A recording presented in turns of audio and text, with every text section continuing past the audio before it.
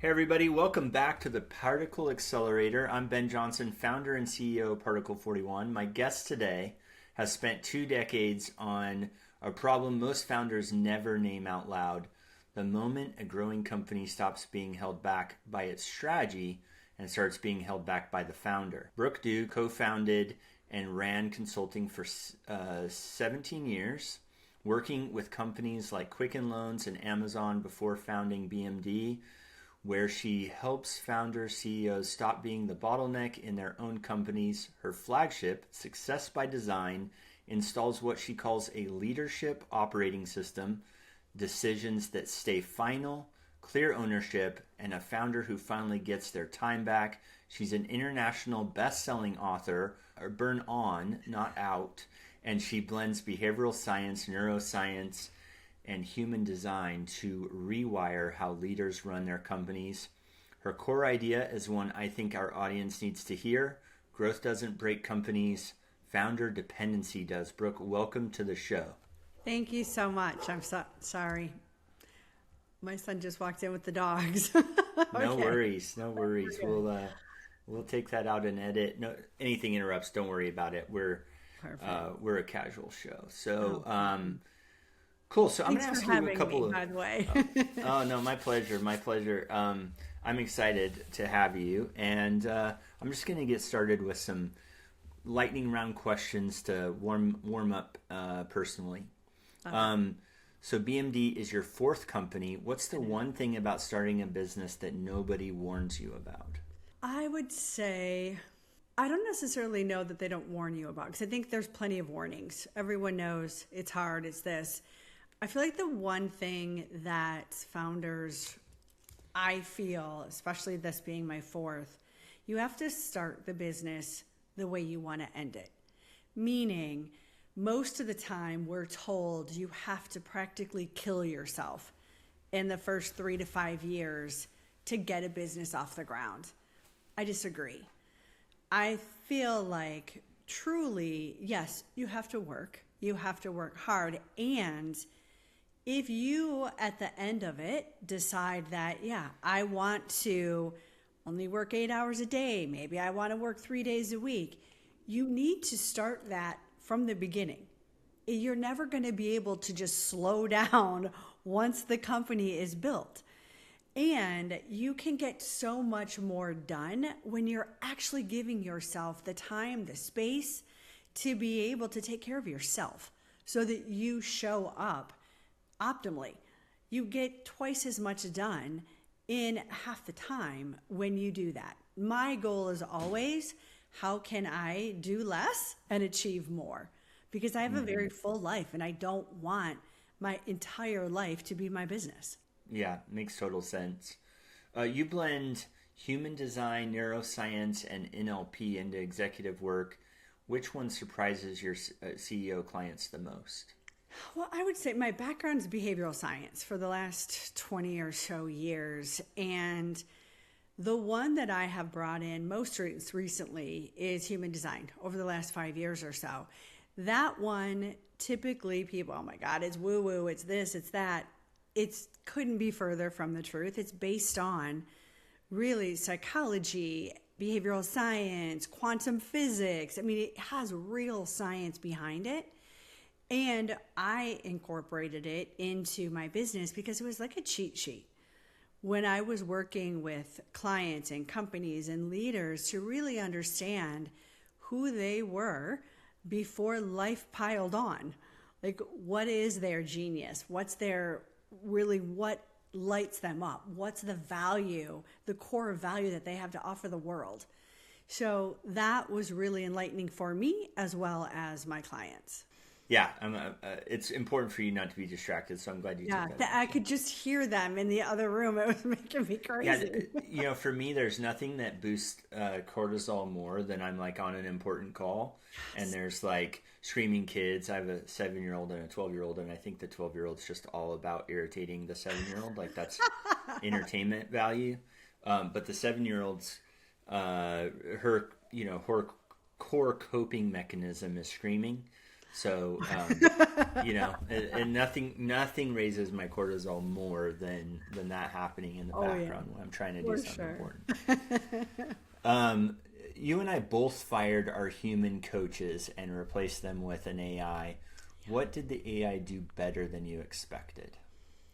Oh my gosh, everything. So you mentioned before, this is my fourth business, the only business that I've had AI access to. And what I found, everything, I can do so many things faster, easier.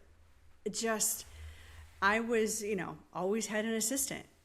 I've always had an executive assistant. I've had a personal assistant, all of that. I don't need it anymore. It's so much easier. We've built for our clients and for our company, we have our own coaching bots. So, for our company as well as our clients, and it just makes, especially for our clients, what we've been able to do is create, and we call her Oz, within our flagship Success by Design. And I took all of my intellectual property because, as you mentioned before, I've worked with very large companies. This business is different. It's small and mid-sized companies. And so I took what I learned from those big companies and all of my, background, and I put it into this AI platform so that now it's just not me on private one-to-one coaching where I get to help one person at a time. Kind of hard to change the world that way. We put my brain essentially in Oz, so that it acts as a business, an executive coach, just as if someone was coaching with me one-on-one. Burn on, not out. What's the smallest daily habit that actually keeps you on the right side of that line? Meditation. Yeah, it's really getting quiet. For me, my life has been spent predominantly in business, right? Making things happen, driving to an outcome, all of that.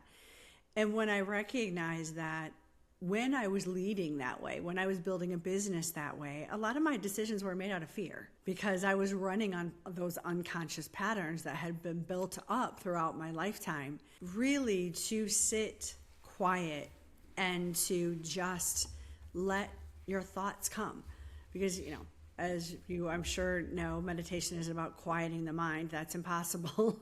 It's really about just being and just sitting with your thoughts and what comes in and being aware of that. That is when my best creativity, my best ideas, problem solving, all of that comes through in that morning ritual that I have, and I never miss it. Yeah. Can we break down that a little bit? Because I'm very I love this topic, and I wasn't expecting to go here, but I've been using something I call the BEST method. So breathe, engage. Why am I forgetting the S? But then the ending is, I forget what the S stands for, but it's kind of like I'm noping a bunch of thoughts, right? I'm trying to, so breathe, engage. So the breathe, obviously that's self-explanatory. The engage is like feeling your body, any pain points, any place where you're holding stress, release that. I'm faith-based. So the S stands for surrender. So as I'm having incessant thoughts, I'm kind of noping them, and what I'm really doing is I'm surrendering them to God, right? So I'm kind of noping them like, nope, that's not something I'm going to think about right now. That's surrendered. And so the S is surrendering. And then what I'm really trying to do is create space for the one way I want to experience life most, which is gratitude. So then I'll start to think about a person, a place, an event that I'm truly thankful for. Now it doesn't take me as long as it used to, but to really like go deep on gratitude, whether it be for how my wife's showing up, how my kids are making me proud, something. And typically I'll have an emotional response. Like typically I'll be able to kind of go deep enough to where I get an emotional response. But I've found the best method as a structured meditation, just real simple. I can spend 5, 10, 15 minutes, but I don't need a ton of time. And then I'm grounding myself in gratitude, and I've already kind of surrendered a bunch of things that I might be worried about. Then I can go take action and get clear and, line up my to-dos or whatever it is that I need to do next in the day. Do you have a particular framework that you use as you... I do, and I have a few because I find that if I am in a very heightened, agitated, so my nervous system is just firing. So I will do yoga nidra, which is not yoga. It's actually a type of meditation, which is almost like a soothing balm for your nervous system. And you can get it on any Insight Timer is a free, you can get it on any meditation app, but it's really, I love it when if I try to do my normal meditation, which I can go into that in a minute, my mind is all over the place. And you can do it before you go to sleep as well. And they say that 40 minutes of yoga nidra is like a 2-hour nap. It's really phenomenal. And it just helps to get you out of the mind, right, off that hamster wheel and back into your body and grounded. So that's one thing I'll do. Then on other days, what you're explaining is called heart cohesion. And so if you're familiar with Greg Braden or Bruce Lipton or Joe Dispenza or anything, they talk about that a lot. There's a company called Heart Math that has done a lot of research on it as well. And what it's doing is you're connecting your breath, you're connecting your body and your breath to your heart, and through breath. And you do that through gratitude. Because it's scientifically proven that you cannot hold gratitude in your mind and have any other negative thought. So they've done studies. Harvard did a study and they mapped the brain and had someone think about something they were grateful for. And that, and so they showed how the brain fired. And so I will do that heart cohesion and I will just breathe into that and do the same as you. I call it that I'm just the observer of my thoughts. I don't judge them one way or the other. They just are. And I will just be aware and observe the thoughts that come in. Go back to my breath. Think about that gratitude, right, as I'm breathing in through the heart space. And that really helps to connect me and ground me. And I get amazing downloads from that as well. Yeah, that's great. So that's really awesome. I want to go back to the paradigm. You hinted on this, but I wanted to dig in on it a little bit. So I've received a lot of transformation from this idea of be versus do. Mm-hmm. And so when I'm teaching this with folks, I'll put be, do, have versus do, have, be, right? And this order is really significant because most people will take something, we'll run pipes through or run water through the pipes here. We'll take like success. So most people I need to do all these things to have some success, to become successful, right? And so it's like success is out there. I'm chasing it. I'm doing things to really alter a belief that I am successful, but it doesn't work that way. So the being is I am already successful. So of course I will do the things that successful people do, and then the evidence will naturally show up. I will have the success that I had planned, right? But it's the being, the doing, and then the having. It kind of comes in that order. And I've gotten so much freedom from this idea that I already am. I just need to do it, right? Rather Absolutely. than chasing, trying to get circumstance to change my belief in who I am. Absolutely. I completely agree with that. And if you even take it one step further, any I am statement, that's an identity statement. And the strongest force in human nature is to stay true to the identity that we hold of ourselves. So in that being, you have to be careful of your language. Anytime you say I am, you are telling your brain who you are. That's the being. Because how does our brain learn? Through communication. How does it learn most? Through your communication to yourself and to others. So absolutely, it's all about being. And if you think about it too, from, let's just say someone wants to find their partner in life. And normally, I'm going to go on dating apps. I'm going to do this. They know exactly what they want to have. I want this particular physical structure, whatever. And truly, the way to find your significant other is to be someone who a person like that would be attracted to. So it is because then you draw in your fractal line, your frequency moves, because life is all about frequency. Your frequency moves to a level that the person you're seeking now can actually see you. If you think about radio waves, right? You have to turn to their station in order for them to be able to hear you, know you're there, and find you.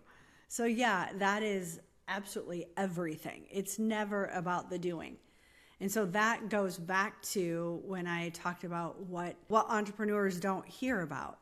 It's not about what they're doing, which is why I say be exactly who you want to be. Live the life you want to live now as you're starting your business, not later, because then you attract that in. Be a person that takes care of themselves, that shows up at their optimal level, that has clarity and awareness and all of that. Then you're drawing in the people and the circumstances that can support you in driving this business forward. But when you're constantly in the do, your head's down and you're not aware at all. We work on automatic pilot about 85% or more of the day. And that is the way that our brain is designed, because we are taking in millions and millions and millions of information through our five senses. So our brain had to figure out a way to categorize. So it takes in what your perception is of life and it stores the rest. And then it builds patterns that you can work on automatically to live your life so that you're not inundated with all of this information coming to you. And that's your identity, that's your beliefs, right? They create those patterns. So if you want to change your life, you have to change your beliefs. Right. And that's right. I think of it as a table, right? So we have this belief, which is the tabletop, and then we're always looking for evidence of the tabletop, the legs. Mm-hmm. So if we change our belief, then we'll look for new evidence. I love that. So much freedom here. You spent 16 years co-founding a firm that serves companies like Quicken and Amazon, Quicken Loans and Amazon. What did working with giants teach you that you now build into work for much smaller companies? Well, one caveat there, we didn't work with Amazon. One of our leaders came in from Amazon who actually worked with Bezos. So we learned a lot about that. But we worked with giants. Yes, our typical client was, $1 to $2 billion. So we had 5 to 7 year engagements all the time, which sounds great, except in a consulting firm, it typically means feast or famine because those giants take all of your resources. So the biggest thing I would say, going back to your question, that I learned through that is exactly why I created Success by Design. And that is truly, I watched a leader in that firm really constantly pivot. It was start, pivot, right? 4 steps forward, 5 steps back. And I was the one that was putting out all the fires, whether that be an engagement that we didn't follow through on, or whether that be a disgruntled employee because we pivoted so much they can't figure out what we're doing, all the things. And I justified that because I looked at it as, that was what you did. As a leader, it was hard work. That was the standard. I got things done. That was what leadership was. And I had the knowledge. I had the psychology, behavioral science, all of that. But I justified all of those pivots. I justified myself being the bottleneck. Everything ran through me. And what I recognized was it wasn't so much that other leader, right? That they had their own issues to deal with. What I looked at it for me was why I allowed it to happen, why I gave myself COVID and shingles at the same time, was because it helped me to feel needed. I was the product of a physically and emotionally abused child whose mother stayed in a relationship 10 years longer than she should have because she couldn't financially support us. So what that gave me was a drive for success, to be safe, financially safe, and it also filled a need in me that I felt unworthy, that I needed to prove my value. And that is true for many, right? That's true for many people. And that was why, as we were working with these large companies, those leaders were experiencing the same things, whether it was for my reasonings or another. Because at the beginning, or when you first are starting out, you are the hub, right? Everything goes through you. You're the founder. You have all the intellectual property. You can answer things quickly. You've got to move fast. But as you get $1 million or more in revenue, that same system is what starts stalling the company, because then that founder's bandwidth becomes the growth ceiling for the company. So really what I recognized was it's not a people problem, it's a system problem. Your people are doing exactly what you taught them to do. They're routing everything through you, which is what they've always done. So you have to be able to, whether it's $1 billion company or $1 million company, you have to set those systems in place. You really have to look at, what is it? What are decision systems? What is the acceleration system? And go from there. Yeah, that's great. Have you, side question here, have you heard of the 7 primal questions? You're being very authentic and vulnerable, and there's a body of work done by a guy named Matt Foster, I think, and it's the 7 primal questions, and it's a quick online survey. It's got some neuroscience behind it, some behavioral science behind it, but it allows somebody to rest on what their primal question is. And for whatever reason, there's these, based on your background and the trauma you went through, like you mentioned with your mom and your upbringing, it will allow you to rest on one of 7, your most primal questions. So for me, I'm a question 5 guy. Am I successful? So for some other people, it might be, am I safe, or am I loved, or am I good enough? These are all parts of the seven primal questions. And then that is the question that you're asking the world. And if you're getting a no or a maybe, then you're scrambling. So you go through all this scramble, which you just described very well. This is just a pivot point of view using the primal questions. And so for me, if I feel like I'm getting a no or a maybe, I'm in scramble. I'm trying to figure out a will or a way to get the answer to shift to yes. Like, am I, like, so that I can affirm that I am successful. Well, the cool thing about that primal question is it becomes your primal gift.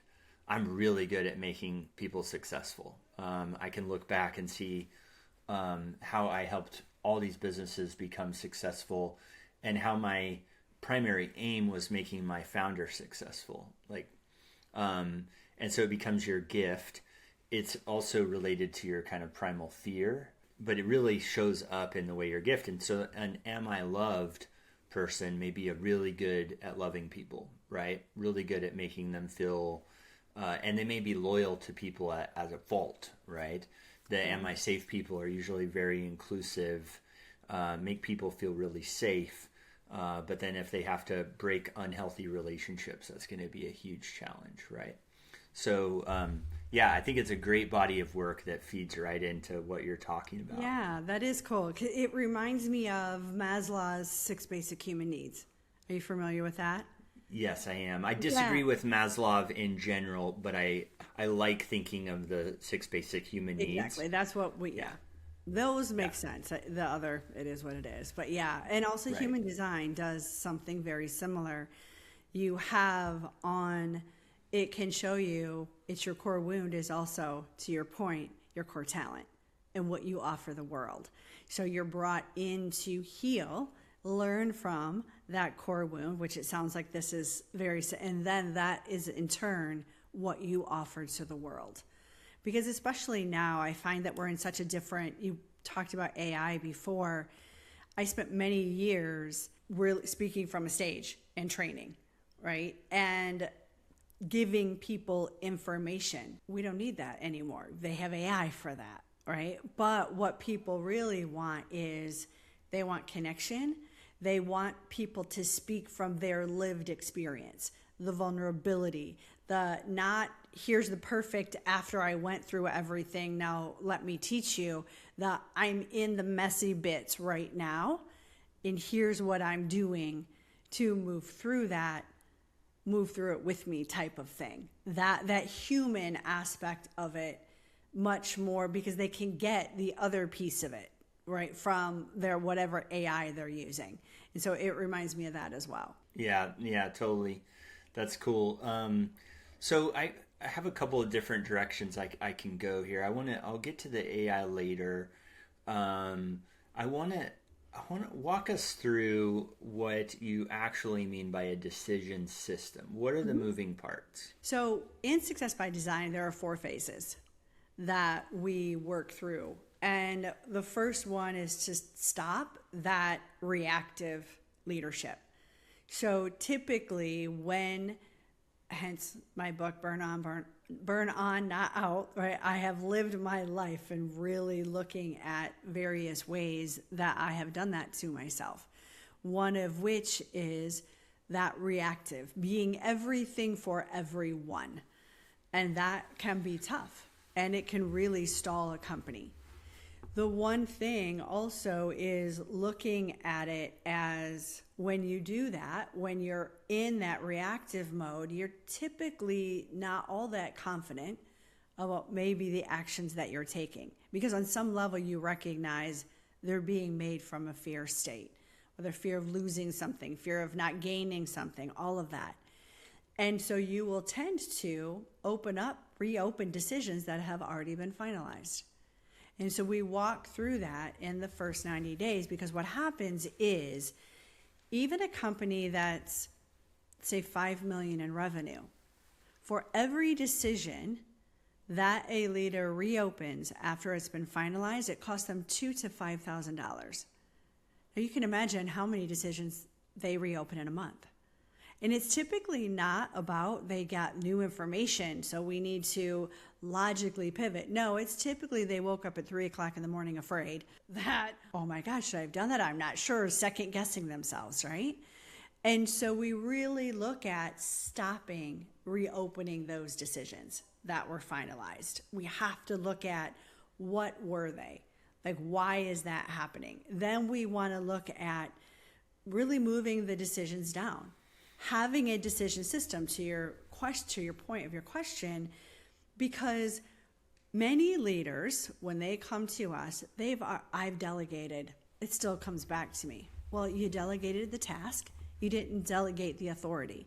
It needs to be in writing. It can't be implied.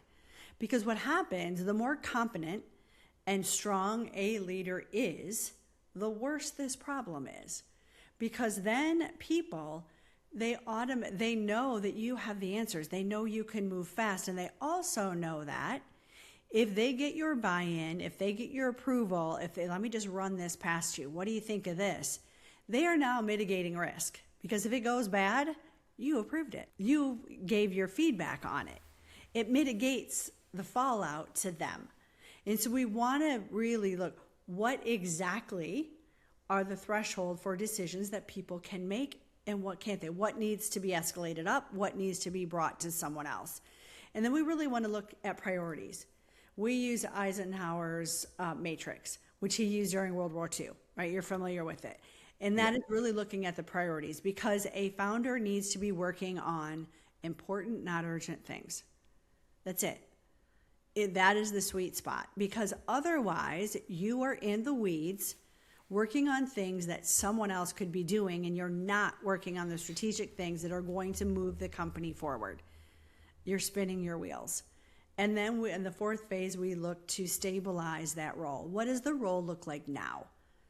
Right? So how are you being more proactive? What does this decision system look like? What priorities are you working on versus others? What is that role? And it's a 12-month process. Interesting.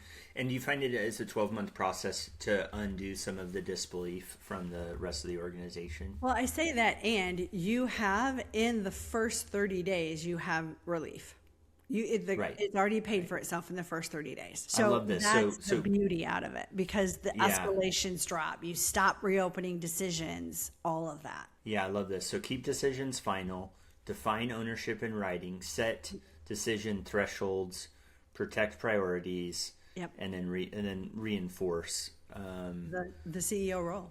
Absolutely. Yeah. Interesting. That's so clear. so clear and so practical for folks to follow. I'm excited about that. You said most founders reopen a decision not because they got new information, but because they're afraid. Unpack the 3 a.m. version of that. Yeah, so typically when you're the firefighter of your company, I have been that. You are normally working very long hours, typically not taking care of yourself, right? And making decisions reactively out of fear. When that happens, you are going to second guess yourself.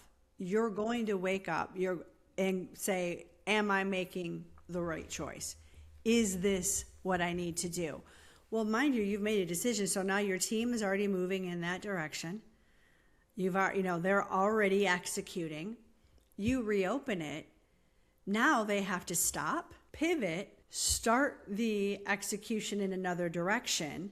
That right there is very costly in itself, but it doesn't even touch what it's doing to the employee morale.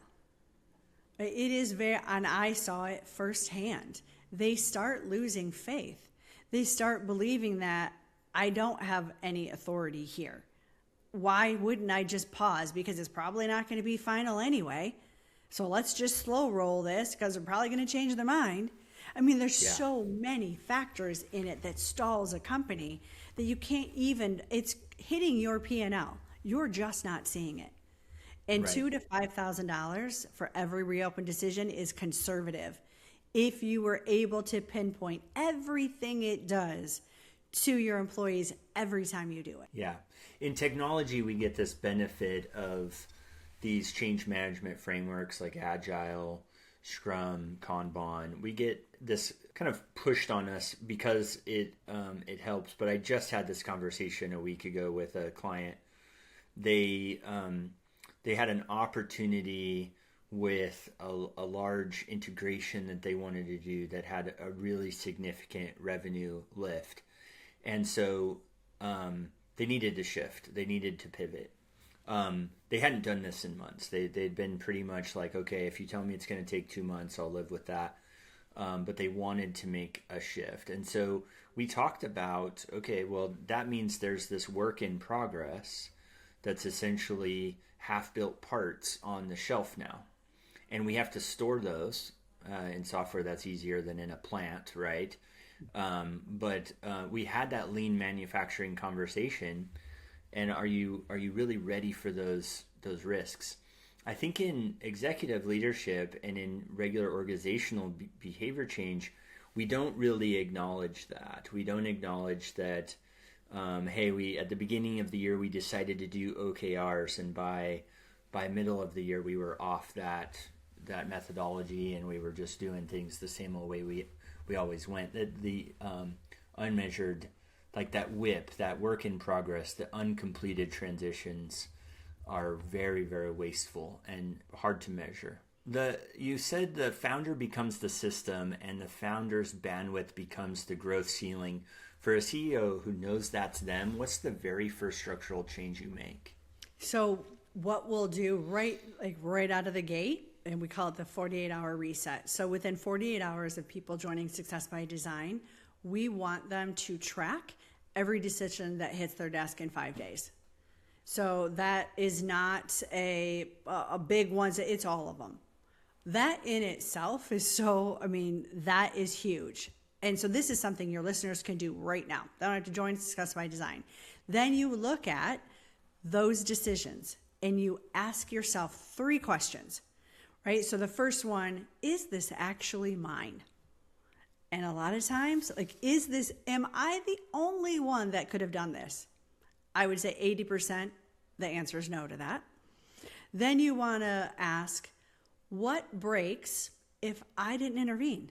Is maybe nothing, typically nothing, right? And then, am I reopening something that has already been decided? If you can answer yes to, if you can say, not really mine, or you know what, nothing breaks. And if it did, it really wouldn't be that big of a deal. Or if you can say, yep, I'm reopening something, it needs to get out of there. And so what Success by Design does is we track that. you have a program that you can go into that shows you in those 4 areas as we're going along exactly how you are faring versus what you're teaching, right? So what I'm teaching during the live calls and what they're doing, I can't even speak right now. Are they actually sticking to what they're learning? Are they not answering questions? Are they sticking to the systems that we have created? Because what happens is you can tell someone, yep, nope, that's yours, just go for it. But if there isn't anything in writing that's specifically there, our brain works so quickly that someone comes to your desk, hey, can I have a second? You immediately, yes. I mean, a fraction of a second. Doesn't matter if you have to have it in writing and let the system take control. So the biggest thing that I did in the 16 years that I was with the other firm was we were integrators. We had PhDs on staff. We knew how to integrate what people were learning into their everyday life. And that's what Success by Design does, because we ask you 1 to 2 minutes a day to go in and track what you're doing based upon what you're learning in the program. And then we have AI that gives you coaching on that. And you have a graph that shows you, how are you faring? Are you doing what you said you were going to do, or are you not? How are you changing behavior? Because the way that you change behavior is small steps every single day to create a habit, and you let the habit get the result. It's not this big gradient, I'm just not going to do that anymore. It doesn't work. We don't have the willpower for that. And our unconscious mind, its only job is keep you safe, because it's got to keep your heart pumping. We don't have to think to pump our heart. We don't have to think to breathe, right? So any change to our subconscious mind, any change at all, good or bad, it says, nope, danger, stop it now. So what you're doing by those small little steps every day is you're tricking your subconscious mind. And you're just making small steps towards your goal so that it feels safe. And you're not freaking it out by trying to change everything at once. And then we call that the evolution of growth. And we use that throughout the program. So you go from unconscious incompetence, right, to conscious competence. And you go through the whole evolution on that. And that's what we're doing in the program. And then what you have in there also is what we call Oz, which is your coach. It's your executive coach. So you can go in, whether you need leadership training. I don't know how to have this conversation with my employee. Okay, it can help you with that because it has all of your information in there. We do assessments on your leadership and on your communication. If you so choose, you can put your human design in there, but you don't have to. Whatever works for you, and it pulls from that and becomes your coach. Yeah, walk us through the decision to productize yourself that way. Walk us through the decision you made to productize that way with Oz. Yeah, the cost. Oz, the cost of Success by Design. Is that what you're asking? No. You built Oz, and the kind of the AI operating partner trained on your IP. Yep. So members get coaching between sessions. But walk us through the decision to productize Oz and give that to your customers. So what we did was the way that we have weekly calls, and so live calls that I give every week for all of the members. So the calls are set up in a way that the first part are wins. They can talk about what they're doing because everyone in the container is dealing with the same issues regardless of the size of the company. Then we'll do some deeper teaching, which is about 25 to 30 minutes from my part. And then we do hot seats. So they can real time, here's what happened, here's what I'm doing, what do I need to do? I'm answering it, they're answering it.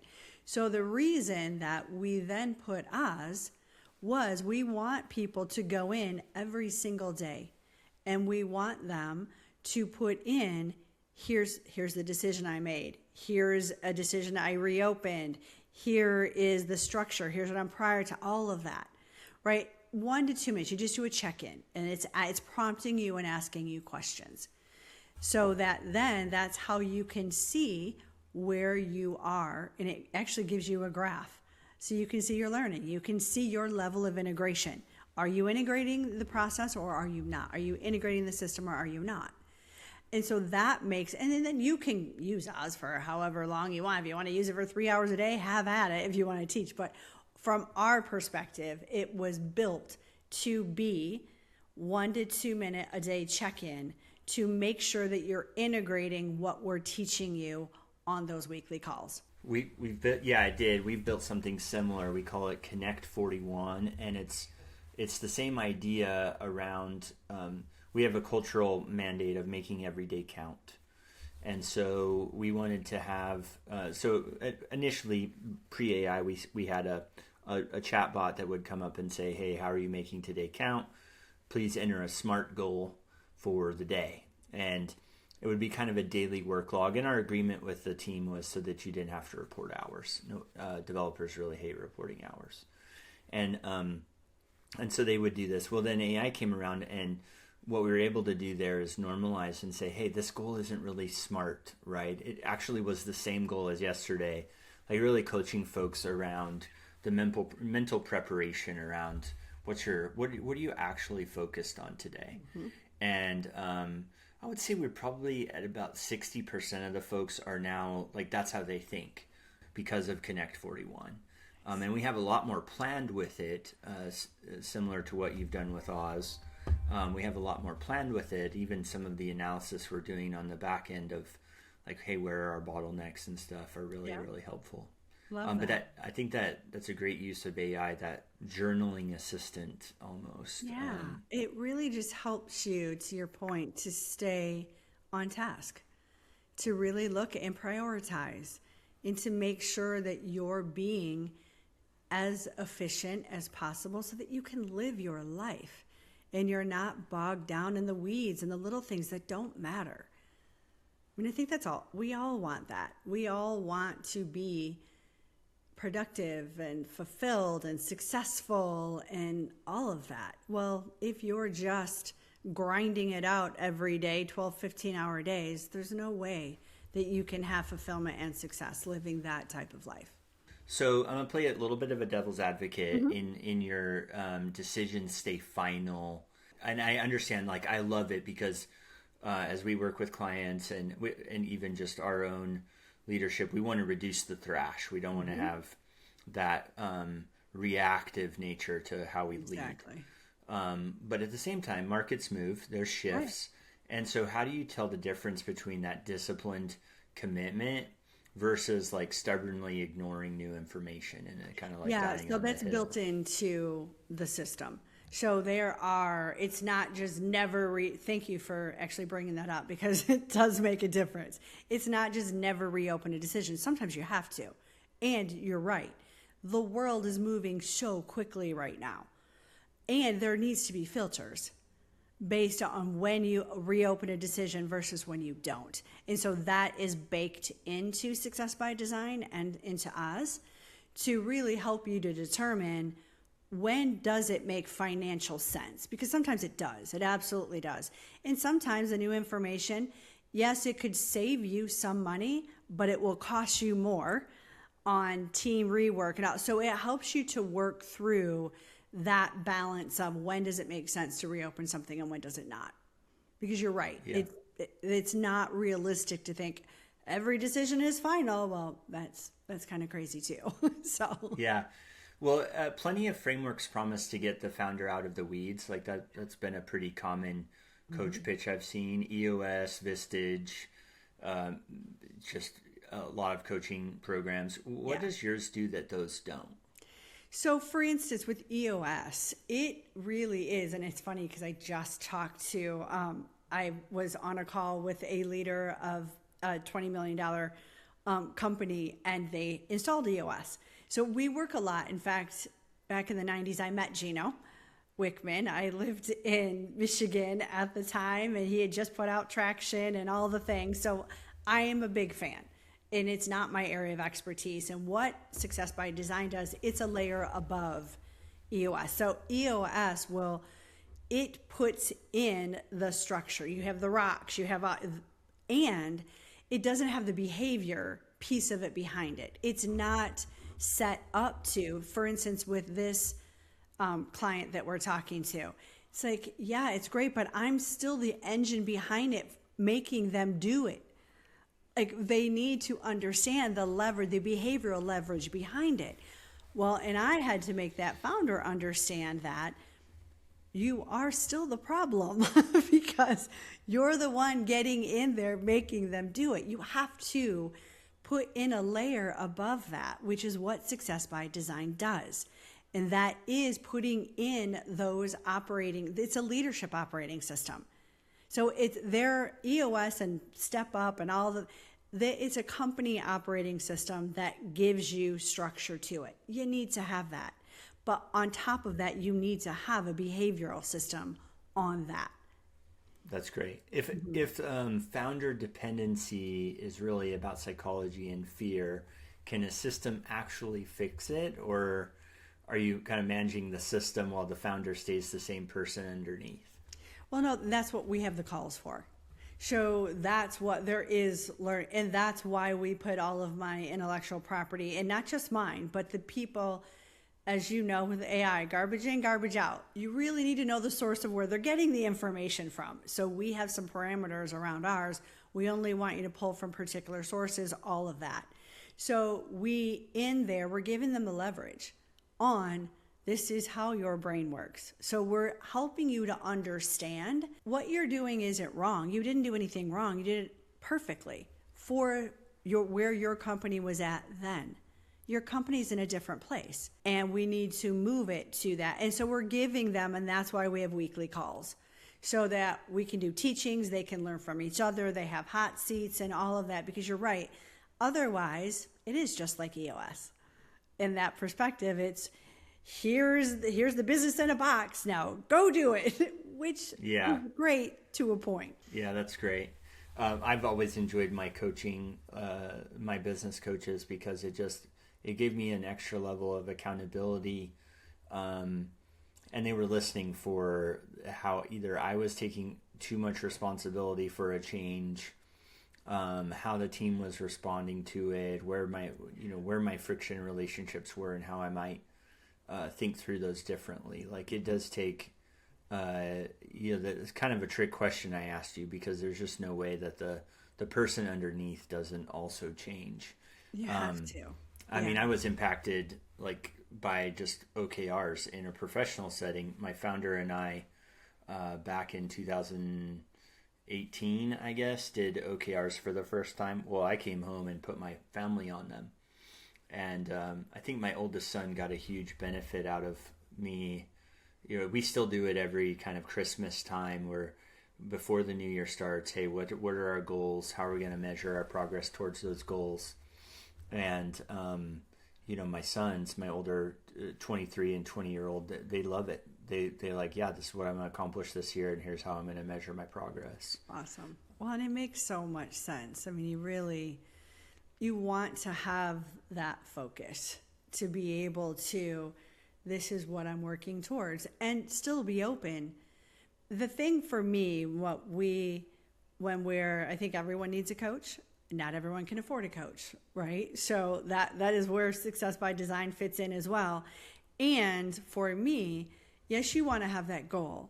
However, getting too strict on the path to getting to that goal doesn't make sense, because if you know how to get there, you'd already have accomplished it. So it's also about, yes, here's my vision, and I'm open to exactly who I become to reach that vision, and the different circumstances and people and opportunities that come into my path that I have no idea about right now, that will help me to get there. Because I think that's where people get stuck. They make this rigid plan, this path to get to and it doesn't make any sense, because then it's not a goal. That's just, okay, this is what I'm going to do, because you already have all the resources. Well, if you already have the resources, it's not really a vision. You need that to come in. You need to align to that. So yeah, I love it. Yeah, cool. Well, if people have liked what you've had to share today, how would you like them to find you? The book, Success by Design, and you have a podcast actually as well. I do. So you can go to our website, brookemdukes.com.